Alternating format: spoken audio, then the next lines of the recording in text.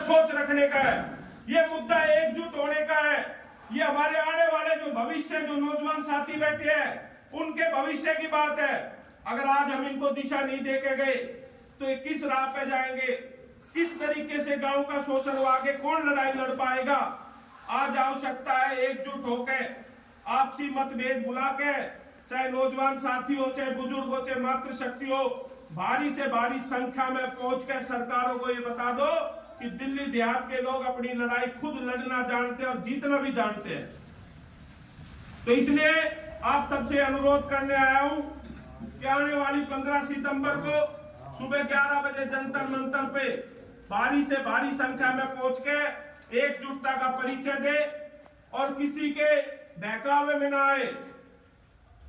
क्योंकि जब आपकी ताकत बढ़ती है, कोई भी आंदोलन उठा लो, तो पार्टियों के लोग, सरकारों के लोग या कुछ हमारे लोग जो सरकारों से मिल जाते हैं, वो बहकाने की, बरगलाने की कोशिश करते हैं जब आंदोलन मजबूत होता है। आज आपका आंदोलन इतना मजबूत हो गया कि सरकारों की नींव मिली हुई है। आज हमें जरूरत है एकजुटता का परिचय देने की। इसमें लगभग वो मुद्दे सारे हैं जो दिल्ली के सभी 360 गांव को प्रभावित करते हैं। ये किसी एक व्यक्ति, एक गांव, एक बिरादरी का मामला नहीं है। ये दिल्ली के 360 गांव और 36 बिरादरी की लड़ाई है। इसमें सारे वो मुद्दे हैं जो सबको प्रभावित करते हैं। चाहे म्यूटेशन की बात हो, चाहे 74-4 सूत्री के तहत गरीब भाइयों को मिले हुए भूमि और प्लॉटों के मालिकाना हक की बात हो, चाहे सर्कल रेट बढ़ाने की बात हो, सारे मुद्दे, चाहे लाल डोरा बढ़ाने की बात हो, सब मुद्दे वो रखे गए हैं। क्योंकि ये जो UR2 रोड निकाला, आप सब जानते हैं, अर्बन एक्सटेंशन रोड, ये हरियाणा के अंदर जब बजगेड़ा में जमीन गई तो वहां 14 करोड़ रुपए सरकार ने मुआवजा दिया गांव वालों को। और जैसे दिल्ली में घुसे उससे सटा हुआ बिजवासन गांव है, और झाड़ोदे तक चले जाओ, 53 लाख रुपए के हिसाब से मिली है। हम कितना पीछे जा रहे हैं। कोई हमारी बात करने वाला नहीं है, कोई हमारी बात सुनने वाला नहीं है। अब एक उम्मीद जगी है।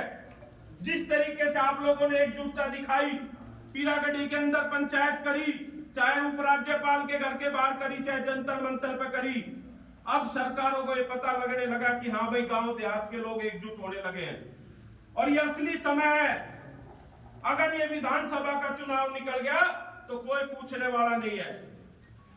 और अगले 5 साल में इस तरह का परिवेश हो जाएगा कि गांव देहात का वर्चस्व खत्म हो जाएगा। ये सच्चाई आप पिछले 20 साल का इतिहास उठा के देखो।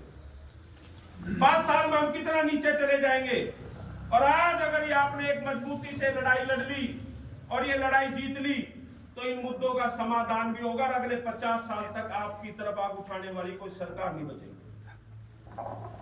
तो इसलिए कितना भी जरूरी काम हो, एक दिन का समय अपने आने वाले भविष्य के लिए, अपने नौजवान साथियों के लिए, अपने गांव के लिए, अपने दिल्ली देहात के वर्चस्व के लिए एक दिन का समय निकाल के 15 तारीख को जरूर वहां पहुंचो और अपने हक अधिकार की लड़ाई लड़ो।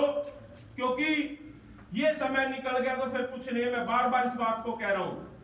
तो आप सबसे उम्मीद करने आया हूं, गुजारिश करने आया हूं कि आने वाली 15 तारीख को सुबह 11 बजे ये ना सोचे कोई भी साथी कि एक आदमी चले गए परिवार से या गांव से 10 चले गए तो हाजिरी होगी। ये हाजिरी की बात नहीं है, ये ताकत की बात है, एकजुटता की बात है। जितनी संख्या होगी उतना ही काम जल्दी होगा और उतना ही सरकारों पर दबाव होगा। तो मैं ये बात हर साथी को भी कह रहा हूं, जो भी हमारा साथी किसी भी राजनीतिक पार्टी में, वो राजनीतिक पार्टी से ऊपर उठ के अपने लिए, अपने गांव देहात के वर्चस्व के लिए इस लड़ाई को कामयाब कराए और मजबूती से लड़े। ये लड़ाई उनके लिए भी फायदेमंद होगी। क्योंकि जो हमारा नौजवान साथी है, जिस तरीके से गांव देहात का अनादर होता आ रहा है, अगर आप लोगों की लड़ाई लड़ी जाएगी मजबूती से और मजबूती होगी तो हमारे नौजवान साथियों को आर्थिक रूप से, राजनीतिक रूप से, शैक्षणिक रूप से, सामाजिक रूप से, सब तरीके से मजबूती मिलेगी। ये किसी एक आदमी की लड़ाई नहीं है। और आप सब से फिर अनुरोध है कि आने वाली 15 सितंबर को सुबह 11 बजे अपने हक और अधिकार के लिए मजबूती से वहां पहुंचे और अपनी इस लड़ाई को लड़े। आपकी जीत सुनिश्चित होगी अगर आप भारी तादाद में पहुंचोगे।